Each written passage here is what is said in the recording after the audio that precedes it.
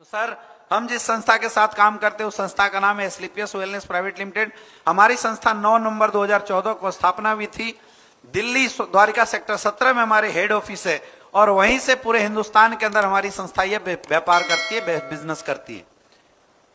आज इस संस्था के पास खुद की 7.5 एकड़ में लगभग 7 से ज्यादा फैक्ट्री है। आज पूरे इंडिया के अंदर हमारे 9 वेयर हाउसेस हैं और पूरे इंडिया के अंदर छोटे बड़े अगर हम ऑफिसेस की बात करें तो लगभग 800 से ज्यादा फ्रेंचाइजी और ऑफिस आज पूरे हिंदुस्तान के अंदर हमारी संस्था के बने हुए। यह हमारे संस्था के managing director doctor Sanjeev Kumar sir. इनका विजन था पूरे इंडिया के अंदर हेल्दी इंडिया और वेल्दी इंडिया बनाने का, इस समाज से बीमारी और बेरोजगारी को खत्म करने का, और उसी उद्देश्य से इन्होंने इस संस्था की स्थापना करी थी। आयुर्वेद के सेक्टर में इतनी अच्छी क्वालिटी प्रोडक्ट इस संस्था ने बनाए कि आज वो सारे सर्टिफिकेशन जो हमारी संस्था के पास होने चाहिए थे वो आज इस संस्था के पास ऑलरेडी है। आज आयुर्वेद के सेक्टर में अच्छे काम करने की वजह से आज हमारी संस्था को भारत सरकार ही नहीं, बहुत सारी अंतर्राष्ट्रीय और राष्ट्रीय संस्थाओं के द्वारा भी बहुत सारे अवार्ड एंड रिवार्ड भी मिले हैं।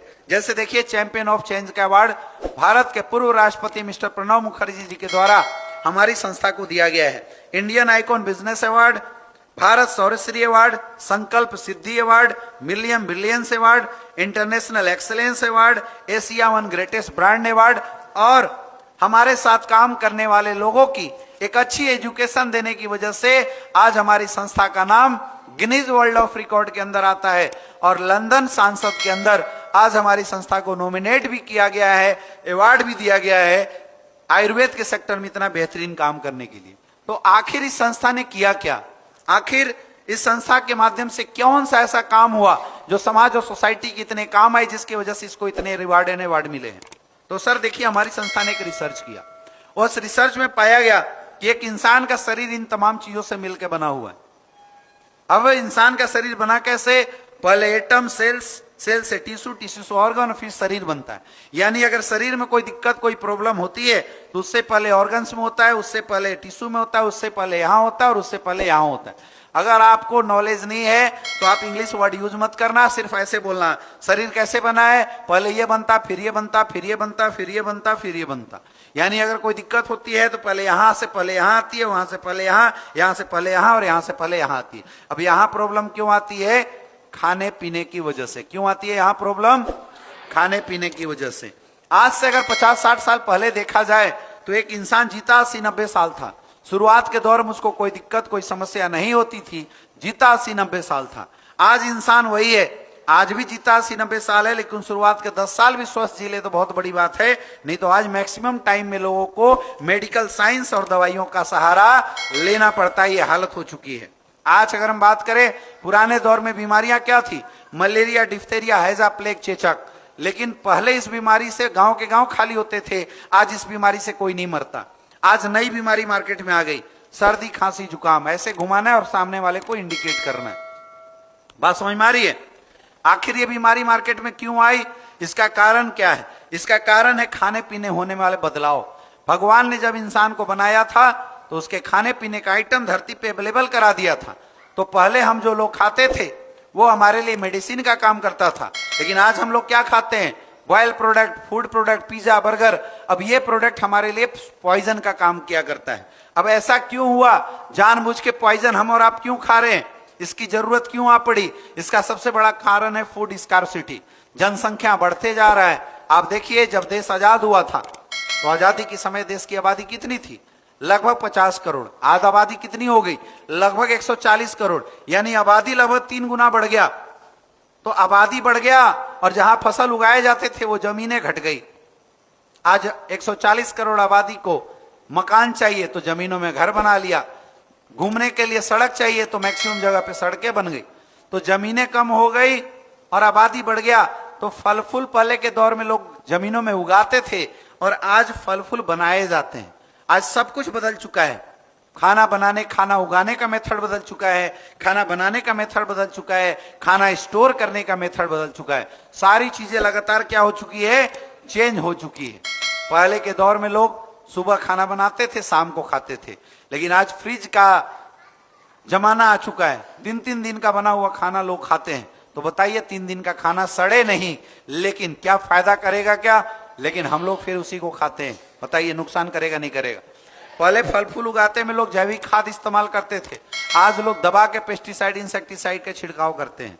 अब सोचने की बात है कि जो खाना पेस्टिसाइड इंसेक्टिसाइड के छिड़काव से बनाया गया है वो खाना कितना पौष्टिक होगा और वो कितना काम आएगा हमारी और आपको बताने की जरूरत नहीं है। आज लोग खाने में कोल्ड ड्रिंक का सहारा लेते हैं।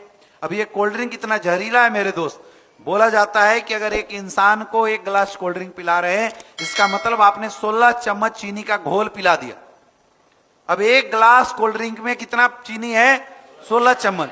अब एक इंसान को डेली अगर 16 चम्मच चीनी पिलाया जाए तो वो जिएगा कि मरेगा? बताइए, जिएगा कि मरेगा? वो मर जाता है। ये इतनी बड़ी समस्या आज के डेट में खड़ी हो चुकी है, इतनी बड़ी समस्या आ चुकी है आज के डेट में। और क्या है, लोग क्या खा रहे हैं? पिज्जा खा रहे हैं, बर्गर खा रहे हैं, आइसक्रीम खा रहे हैं। ये सब कुछ बनाने में खतरनाक केमिकल का इस्तेमाल किया जाता है, बहुत सारे केमिकल इसमें यूज किए जाते हैं। आज आइसक्रीम की बात किया जाए तो आइसक्रीम में महिलाएं जो थिनर इस्तेमाल करती हैं अपने नेल पॉलिश को छुड़ाने के लिए, वो थिनर डाला जाता है एज ए प्रिजर्वेटिव, ताकि ये खराब ना हो। अब उसी को हम लोग खाते हैं, नुकसान करेगा नहीं करेगा? आज के रेट में एयर पोल्यूशन लगातार बढ़ता जा रहा है, वाटर पोल्यूशन लगातार बढ़ता चला जा रहा है, मोबाइल रेडिएशन एक नई बीमारी आ गई है। आज जिसके पास भी देखो लोग मोबाइल का सहारा लेते हैं। इस मोबाइल की वजह से आज हजारों बीमारियां हो रही हैं।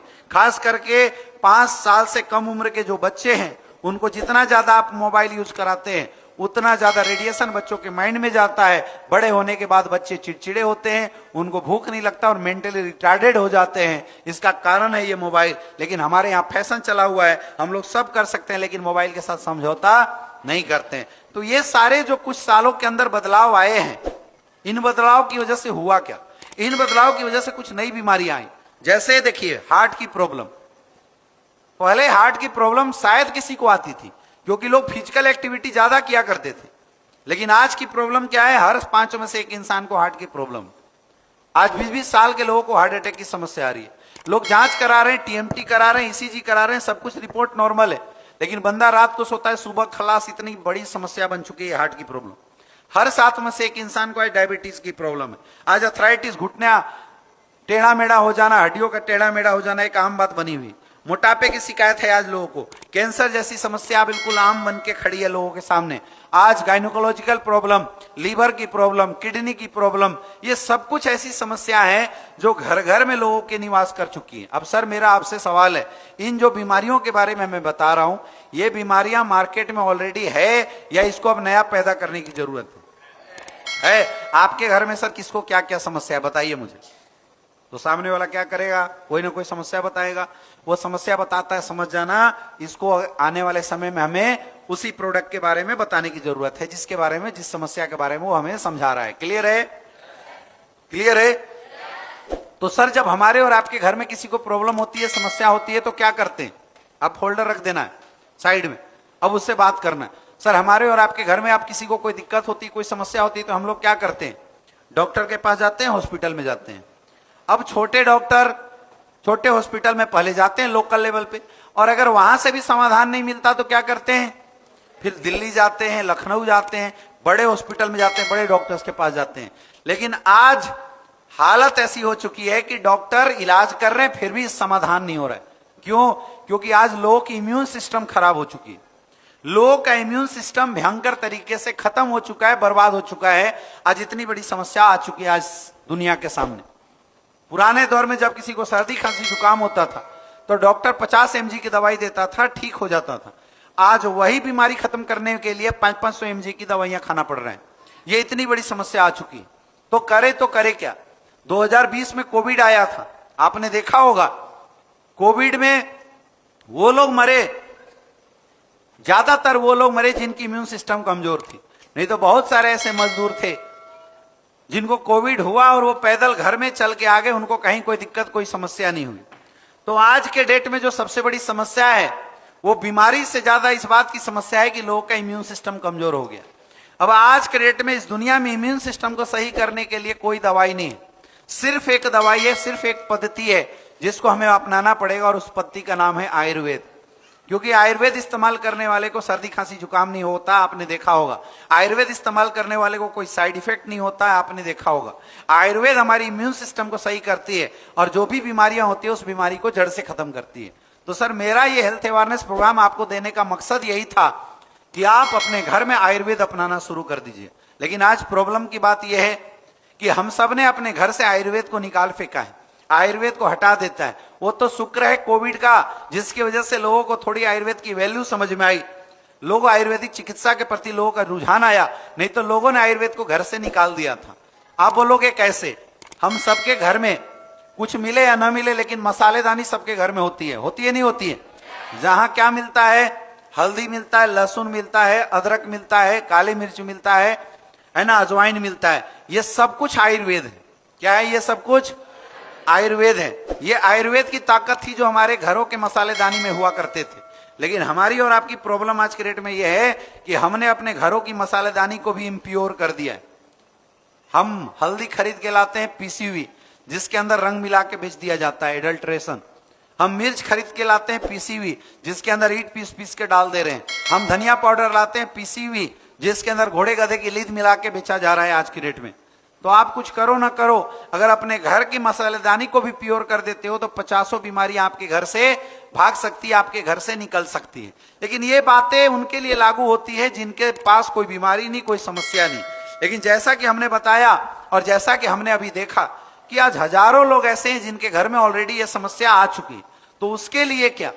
उसके लिए उपाय क्या है? उसका एक ही उपाय है कि हमें आयुर्वेद को अपनाना पड़ेगा।